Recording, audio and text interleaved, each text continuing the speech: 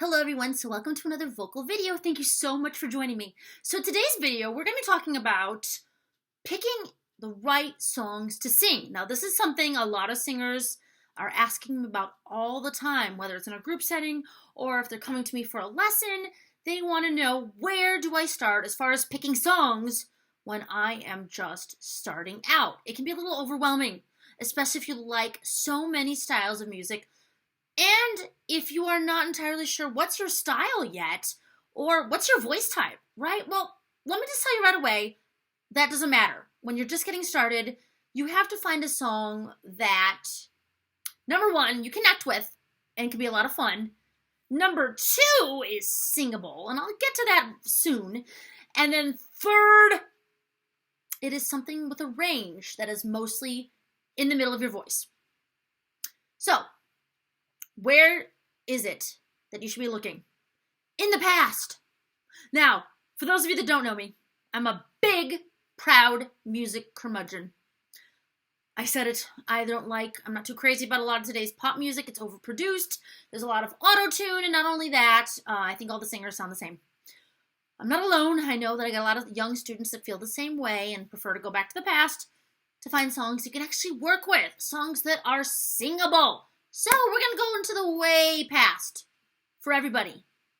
And I suggest all of you, whether you are 12, whether you're in your 20s or 30s, whether you are a boomer or beyond, I think all of us can agree the standards are always going to be fabulous songs. What are the standards? I'll just give you a couple examples. Songs written by Cole Porter, Irving Berlin, to name just two really prolific composers, Duke Ellington.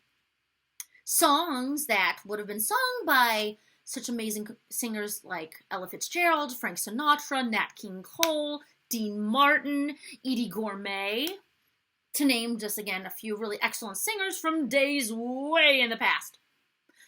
Essentially what you want to think of is the popular music before the Beatles came along.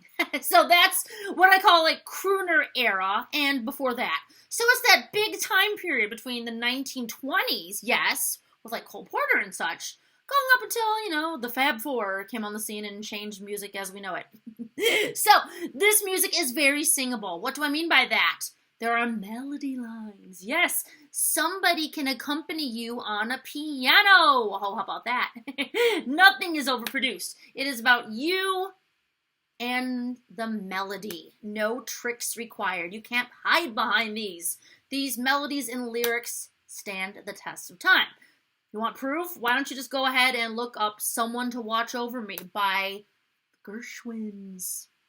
You will see a zillion different interpretations of the song up until modern times by lots of singers you know now, because it's one of those songs that it's always going to be cool and you can always put your stamp on it. So that's another thing, singers. Standards are something where you can make it your own and it's not going to hurt the song. In fact, these songs are meant to be played with. You can change the key and make it suit you. You could add a little bit of ornamentation if you feel a little bold. So standards are great for you vocally because they're not written with all these big vocal tricks and they're not intimidating that way, but also it gives you room to use your own innate musicianship, right? So something to consider. Standards. Listen to them, learn them, love them, sing them.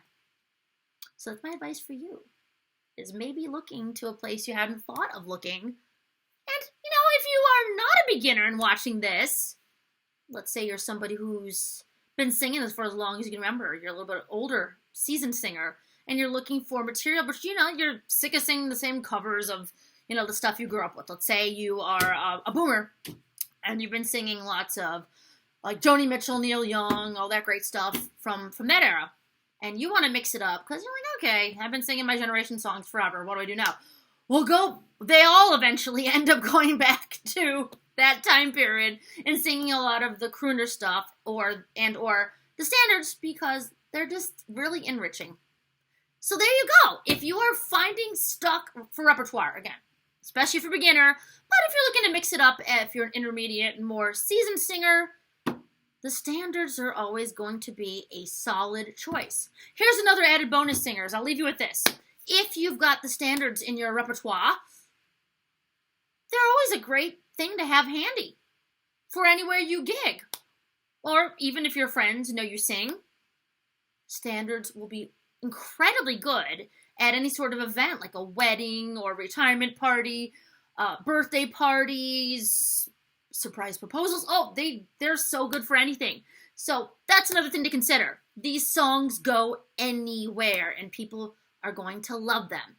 And you're going to love singing them. Like I said, singable. No auto-tune nonsense. No yes, baby, baby, babies. No screeching. None of that stuff. You don't need that. I'm just kidding. You can sing that occasionally. But just, not with me. So, I hope you enjoyed this video. If you liked it, please hit subscribe. If you are keen to get more individual one-on-one vocal advice, you know where to find me. VocalMolly.com, book a lesson. I would love to help you find your voice, of course, and perhaps polish a song by one of the song masters of the days of yore. So until the next video, happy singing, and I'll see you soon.